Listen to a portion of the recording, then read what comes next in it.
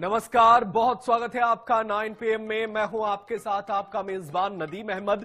तो चलिए, वक्त हो चला है तमाम खबरों को आप तक पहुंचाने की। शुरुआत करते हैं उस खबर से जिसमें अमेरिकी राष्ट्रपति ने बड़ा एक्शन लिया है। दरअसल अमेरिकी राष्ट्रपति डोनाल्ड ट्रंप ने चीन पर 100% टैरिफ लगाने की घोषणा कर दी है। चीन से अमेरिका आने वाले सामानों पर पहले से 30% टैरिफ लग रहा है। ऐसे में चीन पर कुल 130% टैरिफ लगेगा। ट्रंप ने शुक्रवार को कहा कि नया टैरिफ 1 नवंबर से लागू होगा। ट्रंप ने 1 नवंबर से सभी अहम सॉफ्टवेयर के निर्यात पर भी कंट्रोल करने की बात कही है। ट्रंप ने social media platform truth social पर लिखा, यह दुनिया लगभग हर देश के लिए मुश्किल खड़ी करेगा। दरअसल चीन ने 9 अक्टूबर को दुर्लभ खनिज पर निर्यात को और कड़ा कर दिया था, जिसके जवाब में ट्रंप ने नए टैरिफ लगाए हैं। इन नियमों के तहत चीन के खनिजों या तकनीक का इस्तेमाल करने वाली विदेशी कंपनियों को लाइसेंस लेना होगा। चीन ने किसी विदेशी सेना से जुड़ी कंपनियों को ऐसे लाइसेंस नहीं देने की भी बात कही है। चीन के पास दुनिया के 17 दुर्लभ खनिज है, यानी रेयर अर्थ मटेरियल्स है, जिन्हें वो दुनिया को निर्यात करता है। इनका इस्तेमाल इलेक्ट्रॉनिक सामान, इलेक्ट्रिक व्हीकल और डिफेंस सेक्टर में होता है। चीन ने पहले से 7 दुर्लभ खनिजों पर कंट्रोल कर रखा था, लेकिन 9 अक्टूबर को इसमें 5 और होलियम, एर्बियम, थुलियम और यूरोपियम और यटरबियम जोड़ दिए गए, यानी कि चीन का 17 में से 12 दुर्लभ खनिजों पर कंट्रोल हो गया है। इनके इस्तेमाल से पहले चीन से एक्सपोर्ट लाइसेंस लेना होगा। इस कदम से अमेरिका और उसके सहयोगी देशों की सुरक्षा और उद्योग पर असर पड़ सकता है, क्योंकि चीन दुनिया की 70% दुर्लभ खनिज आपूर्ति और 90% को खुद प्रोसेसिंग कंट्रोल करता है। बात बिहार चुनाव की करते हैं। बिहार चुनाव को लेकर एनडीए में सीट शेयरिंग फाइनल हो चुकी है। हालांकि लिस्ट अभी जारी नहीं हुई है। बिहार में एनडीए गठबंधन में भाजपा, जदयू, लोजपा, रामविलास पासवान, हम और राष्ट्रीय लोक मोर्चा मिलाकर चुनाव, ये तमाम दल जो है वो मिलकर चुनाव लड़ेंगी। सीटों के बंटवारे को लेकर एनडीए में लगातार बैठकों का दौर चल रहा है। आज दिल्ली में भी भाजपा कोर ग्रुप की अहम बैठक हुई। बीजेपी अध्यक्ष जेपी नड्डा के निवास पर यह बैठक हो रही है। बैठक में केंद्रीय गृह मंत्री अमित शाह भी मौजूद रहे। संभावना जताई जा रही है कि जेडीयू को 102, भाजपा को 101, लोजपा को 24, हम को 10 और आरएलएम पार्टी को 6 सीटें मिल सकती है। जानकारी के मुताबिक एनडीए में आज सीट शेयरिंग का ऐलान भी किया जा सकता है। 3 दिनों के मान मनौवल के बाद चिराग पासवान के साथ एनडीए में सीट शेयरिंग फाइनल हो चुकी है, लेकिन लग रहा है कि अब उपेंद्र कुशवाहा का मामला जो है वो बिगड़ता नजर आ रहा है, और जो खबरें आ रही हैं उसके मुताबिक उपेंद्र कुशवाहा जो है वो रूठ सकते हैं।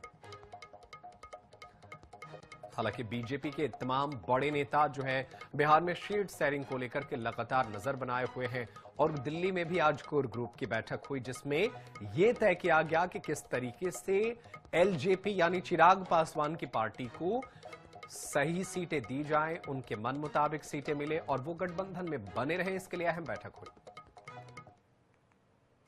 और आगामी बिहार चुनाव को लेकर के भारतीय जनता पार्टी ने छत्तीसगढ़ के वरिष्ठ नेताओं को प्रवासी प्रभारी की जिम्मेदारी सौंपी है। पार्टी ने छत्तीसगढ़ से 2 डिप्टी सीएम, 2 मंत्रियों, 3 विधायकों और 1 सांसद को बिहार में एनडीए प्रत्याशियों के प्रचार प्रसार और चुनाव रणनीति बनाने के अहम जिम्मेदारी। इस सूची में वैशाली नगर विधायक निकेश सेन का भी नाम शामिल है। उन्हें बिहार चुनाव के लिए प्रवासी प्रभारी नियुक्त किया गया है।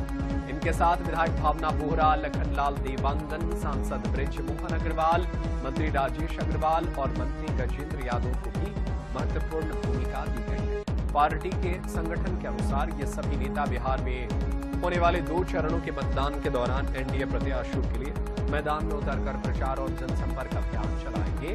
साथ ही वे स्थानीय कार्यकर्ताओं के साथ मिलकर जीत की रणनीति तैयार करने में भी अहम भूमिका निभाएंगे।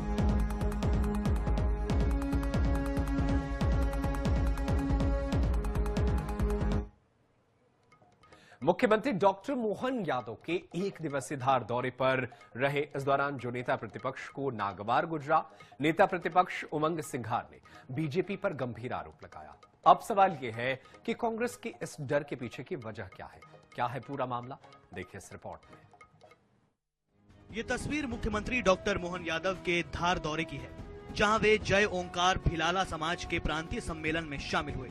लेकिन मुख्यमंत्री के इस दौरे से नेता प्रतिपक्ष उमंग सिंघार नाखुश नजर आए। उन्होंने तो अपने सोशल मीडिया एक्स पर आरोप लगा दिया कि बीजेपी आदिवासियों को उपजातियों में बांटने की राजनीति कर रही है और यह मध्य प्रदेश ही नहीं बल्कि छत्तीसगढ़ में भी हो रहा है। मध्य प्रदेश के अंदर भारतीय जनता पार्टी एक नई नीति के साथ आदिवासियों के बीच में आ रही, जो कई साल पहले अंग्रेज जो करते थे देश के अंदर फूट डालो राज करो, आदिवासियों के अंदर उपजातियों को लेके अब विवाद कराना चाह रही है भारतीय जनता पार्टी। लेकिन भारतीय जनता पार्टी वोटों के लिए इस मध्य प्रदेश के अंदर किस प्रकार से राजनीति कर रही है, किस प्रकार से छत्तीसगढ़ में भी जो मुझे जानकारी मिली है कि वहां भी इस प्रकार की राजनीति की जा रही है। उमंग सिंघार कह रहे हैं कि बीजेपी आदिवासियों के बीच उपजाति के नाम पर फूट डाल रही है, लेकिन धार के किला मैदान में आयोजित भिलाला समाज के इस सम्मेलन में कांग्रेस के 3 विधायक के भी मौजूद होने की खबर है। इसका मतलब यही हुआ कि मुख्यमंत्री जिस कार्यक्रम में थे वहां कांग्रेस विधायक भी थे। इस कार्यक्रम में कुक्षी के कांग्रेस विधायक सुरेंद्र सिंह बघेल हनी, भीकन गांव की कांग्रेस विधायक झूमा सोलंकी और बड़वानी के कांग्रेस विधायक राजन मंडलोई उपस्थित थे। तो क्या यहाँ ये सवाल बड़ा नहीं हो जाता कि कहीं कांग्रेस को विधायकों के जाने का डर तो नहीं सता रहा? भारतीय जनता पार्टी सरकार लगातार प्रदेश के आदिवासी वर्ग के हित में काम कर रही है। मध्य प्रदेश में पैसा कानून लागू करने का ऐतिहासिक निर्णय भारतीय जनता पार्टी सरकार ने लिया, जिससे आदिवासी क्षेत्र में लगातार जागरूकता भी बढ़ी है और अधिकार भी बढ़े हैं। दूसरी तरफ कांग्रेस पार्टी आदिवासियों के बीच में भ्रम फैलाते हैं। ये वही उमंग सिंघार हैं जो आदिवासी वर्ग को कहते हैं कि वो सनातन और हिंदू धर्म का हिस्सा नहीं है। अरे कांग्रेस पार्टी तो केवल और केवल धर्मांतरण को बढ़ावा देती है। राजनीतिक विशेषज्ञों की माने तो बीजेपी के लिए आदिवासी वोट बैंक अहम है, क्योंकि प्रदेश में 47 विधानसभा सीटें अनुसूचित जनजाति के लिए आरक्षित हैं। ऐसे में बीजेपी हो या कांग्रेस, सबको ये सीटें चाहिए। धार के कार्यक्रम में कांग्रेस विधायकों की उपस्थिति और मुख्यमंत्री का आना भी इसी का हिस्सा है।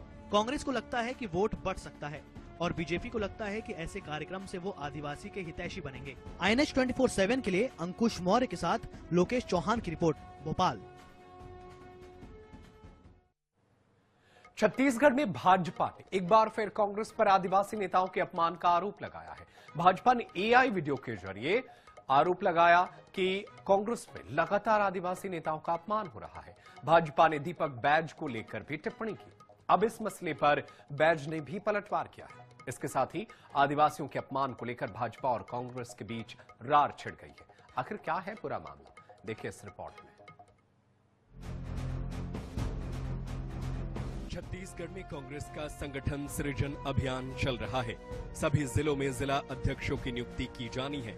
इस बीच भाजपा ने कांग्रेस पर आदिवासियों के अपमान का आरोप लगाकर नया दांव चल दिया है। भाजपा ने अपने AI वीडियो में आरोप लगाया कि कांग्रेस ने पहले कद्दावर आदिवासी नेता अरविंद नेताम का अपमान किया, फिर तत्कालीन PCC चीफ मोहन मरकाम को प्रदेश अध्यक्ष की कुर्सी से हटा दिया।